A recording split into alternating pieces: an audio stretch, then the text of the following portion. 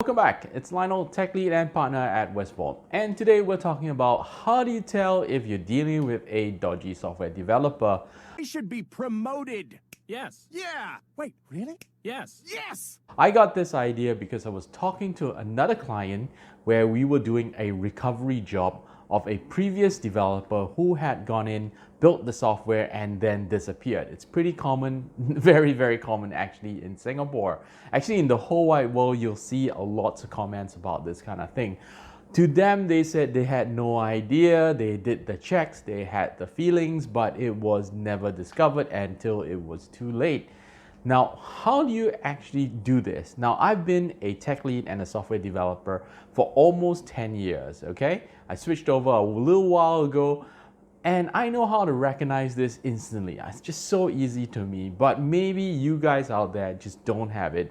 But it goes along with anything that has any quality. You have certain rules of thumbs that you can practice. Now, that being said, if you hire a software developer that's dodgy, your software is dodgy, you have to hire somebody else to fix it. You may not even get these guys in because nobody wants to touch this stuff. That's the first reason. And then the second reason is that you probably used up all your money. So very, very dangerous way. So today I'm going to give you 3 tips on how you can find that good software developer. Just warning signs down there, like they're not 100% perfect. Nothing ever is. But these things will give you that leg up the next time you're talking to a software development firm. And the first telltale signs is they say, Out of this agency in a long time. Yes. I'm not saying it's like an Appley or something. Yes. Is there really an award called the Appley for Apple-related ad campaigns? Yes. Could we nominate me? Yes. Holy crap! right, they say yes. They seem to be saying yes to a lot of things. That's the first red flag, yellow flag that I would say would be a telltale sign that somebody may be dodgy. When they start saying yes too often, basically you ask them, can you do PHP? Yeah. Can you do Java? Can you do Python? Yes. Can you do C++? Can you do Android development? Yeah. Can you do front end? Yes. Can you do back end? Yes. Can you do Oracle? Yes. Can you do SQL? Yes. Whatever it is, they seem to have the answer with it being yes. And this to me is a warning sign. Nobody has an agency that does every single thing under the sun. You will not be a specialist in that. Most of the time, you're probably either dealing with a business development person who just wants that business. They just need that business. Or you're dealing with a product manager who just doesn't care. He's going to get the business and then they're going to figure it out. Somehow he doesn't know exactly, but they like to drop lots of names about people they've done. Like I remember I was bidding for some of these jobs and the guy would say Shopify and then Laravel and then Codeception and then Symphony and whatever it is it took. You wanted front end and back end, all that.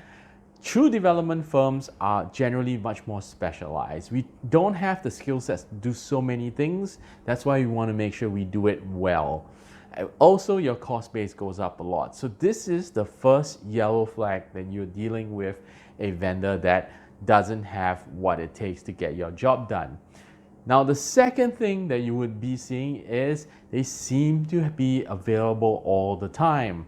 You can start now, tomorrow, next week. Third thing, they seem too eager to get your business. Now, this is to me a slight warning sign because real software development firms like us, we need to run our capacity at 70-90%. It's not a factor of basically pretending that we're busy or being very arrogant about our time spent. It's a matter of capacity. You will not run a profitable firm unless you're getting 70% uptime. That means 70% of the time you're working.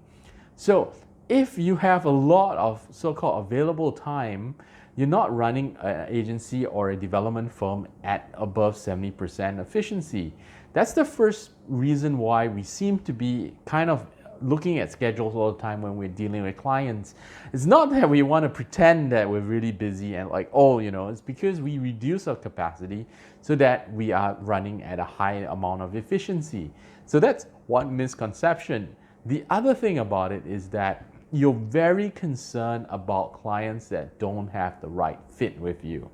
So if you have a client whose budget doesn't make sense to you and you're still doing the work, not only are you unhappy about the work that you're doing, you're earning very little, you feel that this client, you just want to try to finish it and push them out of the way because you've got more profitable clients to work with. If the other mindset of the client is wrong, where they're thinking they want to go budget and you're like a premium provider, that's another problem as well. It creates a very high amount of tension work relationship. That's why I don't work with too many startups, because they're still getting the hang of where their budgeting is, what they think is important and what they think is not important. You never want a client who is always second guessing you, who's always challenging you, because it makes the relationship very difficult. Productivity will be very slow.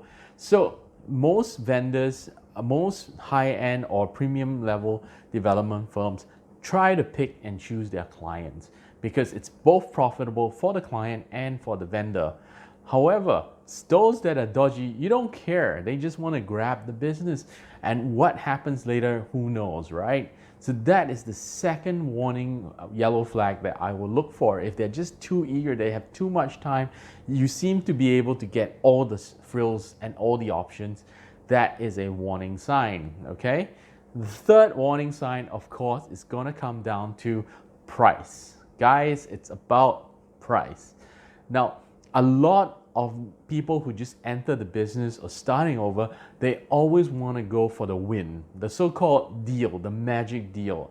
Not only is it psychologically a big thing where you get a win cheaper under market, and but you seem to be getting that kind of thing against your competition. You say, I feel so good because I got it 30% less.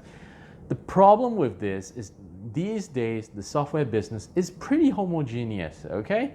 If I, as a vendor, as a software development firm, are always getting underpriced, we are going to either A, close down and go out of business, or B, start raising our prices. And that happens around the world, be it anywhere around the world. If you're Ukraine or you're in India or one of the cheap cost base, they will quickly start learning how to bring up their prices because you need to run a profitable business. The other thing is that you need to pay good developers a reasonable wage. So this happens all around the world, where usually the first few deals of a new agency are pretty good. They're pretty low price, they're pretty good, and if you arrive early, you get those benefits. But what happens is that jobs start getting bad, quality suffers, people keep changing, and the reason people keep changing in these businesses is because there is a demand for these guys. They're getting poached left, right, and center. So this is what we call a market norm. I try personally as well not to try to go for the undermarket thing, because it's just not worth the time. You may win, 1 out of 5, and 4 out of 5 you have to do recovery on it. That's the same idea, right? Same idea. If you're buying some kind of product, right? Especially, let's talk about things that you guys are more familiar with, like mobile phones and stuff like that. I remember my business partner bought a $89 Xiaomi phone 1 year, and he said, oh my goodness, $89. I would not use an S8 or whatever I was using at the time. I beat you, you spent $600, I spent $80. But what happened later was that the screen was not very responsive. It started slowing down a lot. Lots of things were happening here and there. This is what usually happens. You may get a few wins here and there once in a while, but on average, the firms cannot survive because it just makes sense. It's just market practice. So always evaluate the pricing of your firms with a couple of quotes, talk to people. But my favorite benchmarking, right, is to ask the vendors, what's your cost base like? Are you hiring people in a certain country? And then I benchmark to the number of hours it would take and versus actually hiring somebody in that place. So that is one way to really know where your pricing stands. So for example, if someone said, I'll do a WordPress website for you for $3,000, let's say here, right in Singapore, okay? Now, you know that an average person's salary here, roughly about 3,200 Singapore dollars, about 2,500 US dollars, okay? So if your project is going to take 2 weeks, then you could probably charge around $2,000, but they have to have some margins here. So this is the benchmark pricing that you want to look at, right? How much time are they going to invest? What's their cost base? What other costs are they looking at? These are the matrices that make sense to you. Like, we're not trying to rip off clients. In the software development business, you're not going to make oodles of money, okay? You're not going to make, the construction business is a pretty low margin. I wouldn't say it's low margin, but it's very non-exponential margin kind of business. So using that kind of benchmark, you know if someone's underbidding, and you know if someone's unable to deliver that. And that is the third reason, the third white flag or red flag to watch out for when you are selecting a vendor.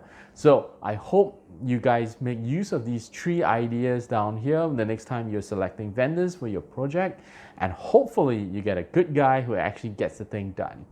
And that's the bottom line, because the tech lead said so.